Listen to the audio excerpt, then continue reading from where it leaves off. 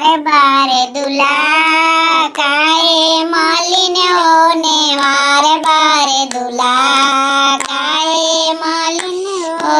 दूल्हा मलिन मौरी के वास्ते दूल्हा मलिन मौरी के वास्ते मौरी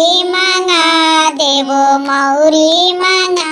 देवो लरिया साई तोरु सोमती दूल्हा काए मलिन होने वारे बारे दूल्हा काए मलिन होने वारे बारे दूल्हा काए मलिन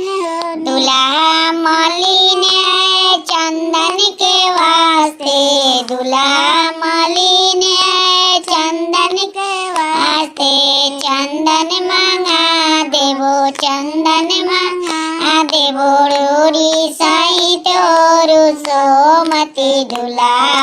काए मलिन होने वारे बारे दूल्हा काए मलिन होने वारे बारे दूल्हा काए मलिन होने वारे बारे दूल्हा दूल्हा मलिन सुटवा के वास्ते दूल्हा मलिन सुटवा के वास्ते सुटवा मांगा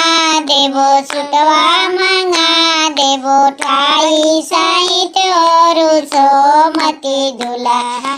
काए मलिन होने वारे बारे दूल्हा काए मलिन होने वारे बारे दूल्हा काए मलिन दूल्हा मलिन जूता के वास्ते दूल्हा मलिन जूता के वास्ते जूता मांगा देवो मोजा साई तोरु सोमती दूल्हा काए मलिन होने वारे बारे दूल्हा काए मलिन होने वारे बारे दूल्हा काए दूल्हा मलिन दुल्हन के वास्ते दूल्हा मलिन दुल्हन के वास्ते दुल्हन मांगा देवो घूंघट सहित और सोमती दूल्हा काए मलिन होने वारे बारे दूल्हा काए मलिन होने वारे बारे दूल्हा